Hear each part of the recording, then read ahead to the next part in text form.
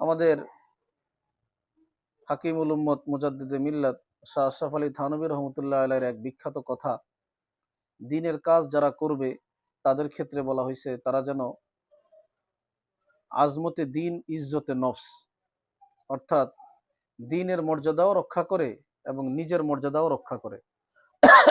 এখানে দিনের মর্যাদা বিষয়টা তো সহজ, কিন্তু নিজের মর্যাদা বিষয়টা বুঝতে একটু কঠিন। নিজের মর্যাদা একদিকে তো বলা হয়েছে নিজেকে তুচ্ছ মনে করা, আবার আরেকদিকে নিজের মর্যাদা রক্ষা করে দিনের কাজ করা। এই দুইয়ের সমন্বয় কিভাবে, এই বিষয়ে একটা চমৎকার উদাহরণ আমাদের তৈয়ব আশরাফ সাহেব দামাত বারাকাতুহু ওনার বয়ানে বলছিলেন। সেটা হলো, এই কোনো ব্যক্তি যদি বাহক হয়, কর্মচারী হয়, আর মালিক তাকে 1 কোটি টাকা ব্যাংকে জমা করার জন্য পাঠাইলেন, তো বাহক ব্যক্তি যখন এত বড় টাকা নিয়ে ব্যাংকের পথে যায়, পথে কিন্তু সে যেখানে সেখানে বসে না। একদিকে এই টাকার মালিক সে, এটাও সে ভাবে না, সুতরাং তার গর্ব করার কিছু নাই, সে বাহক মাত্র। আরেকদিকে এই টাকাটা নিয়ে যেখানে সেখানে বসা, ঠাট্টা মস্করা করা, চায়ের দোকানে বসা, যার যার সাথে মিশে যাওয়া, এটা টাকাটা হারায় যাওয়ার একটা ভয় থাকে। তো মূলত সে নিজেকে তুচ্ছ মনে করতেছে, কিন্তু মালিকের এই দামি সম্পদ তার সঙ্গে থাকার কারণে এই সম্পদ হেফাজতের জন্য সে নিজেকে খুবই সতর্ক অবস্থানে রাখে। ঠিক তেমনিভাবে যারা আমরা মুসলমান, ইসলামের সৌন্দর্য রক্ষা করা, যারা আলেম, দিনের সৌন্দর্য রক্ষা করা, এই ক্ষেত্রে আমি চায়ের দোকানে এখানে সেখানে ঠাট্টা মস্কারি করে যার তার সাথে এমনটা করলে মনে হয় যেন আমি আলেম হয়েও নিজেকে খুব তুচ্ছ করলাম, আমার কোনো অহংকার নাই। বিষয়টা এমন না, বরং আমি ব্যক্তিগতভাবে নিজেকে তুচ্ছ মনে করব, এটা গোপন কথা। প্রকাশ্যে একজন মুসলমানকে দেখে, একজন মুসলমানের কাছে আল্লাহ প্রদত্ত যেই দিনের সম্পদটা আছে, এই সম্পদের খাতিরে বেউসুল, শরীয়তের খেলাফ অথবা তুচ্ছ কোনো কাজের সাথে তার জড়ানোর কোনো সুযোগ নাই। এটা তার জন্যে আত্মমর্যাদা, আত্মসম্মান, অহংকার না। অহংকার হলো মনের গভীরের কথা। অহংকার কখনো জুতা সোজা করাটাও অহংকার হয়। যদি কোনো ব্যক্তি এরকম জুতা সোজা করে আর তার মনের ভিতরে এই কথা আসে যে আমি তো নিজেকে মিটাইতে পারলাম, মাশাল্লাহ আমি জুতা সোজা করি, এটাও একটা অহংকার। অহংকার, এটার সঠিক কোনো ব্যাখ্যা নাই। এটা হলো অন্তরের অবস্থা, এবং এই অবস্থার উপরে তার শায়েখ তাকে তরবিয়ত করবেন যে কোনটা তার জন্য করা উচিত, কোনটা তার জন্য করা উচিত না। ক্ষেত্র বিশেষ সাদা চোখে যেটাকে বিনয় মনে হয় ওইটাই অহংকার, আবার ক্ষেত্র বিশেষ যেটাকে অহংকার মনে হয় সেটাই বিনয়। এটা বোঝার জন্য আল্লাহ আল্লাহদের মজলিসে ওনাদের এই জাতীয় ব্যাখ্যাপূর্ণ কথাগুলো বারবার শুনলে তখন এই বিষয়টা অন্তরে বুঝে আসবে। আল্লাহ পাক আমাদেরকে বিনয় দান করেন এবং আমাদের থেকে যেন ইসলামের কোনো ধরনের বদনাম না হয় সেই বিষয়ে সচেতন হওয়ার তৌফিক দান করেন।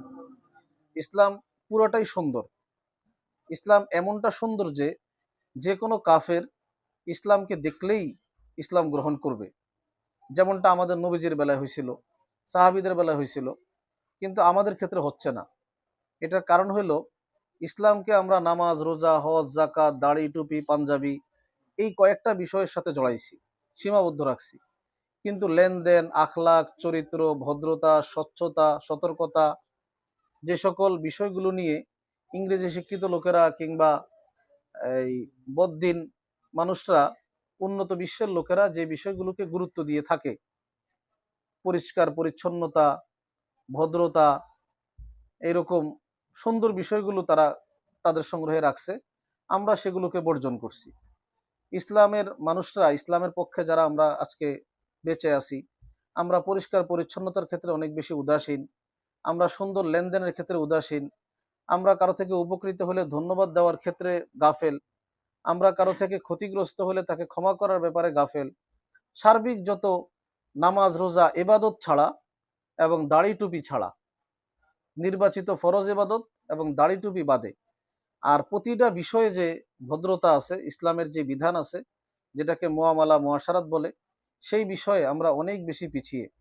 যারই কারণে কোনো ভদ্র মানুষ, যে মানুষটা ইসলাম থেকে বঞ্চিত কিন্তু ভদ্রতায় বিশ্বাসী, স্বচ্ছতায় বিশ্বাসী, ওই মানুষ ইসলাম গ্রহণ করার জন্যে তার চারপাশে যে মানুষগুলোকে দেখে, তাদেরকে দেখে সে ইসলাম গ্রহণ করতে উৎসাহিত হয় না।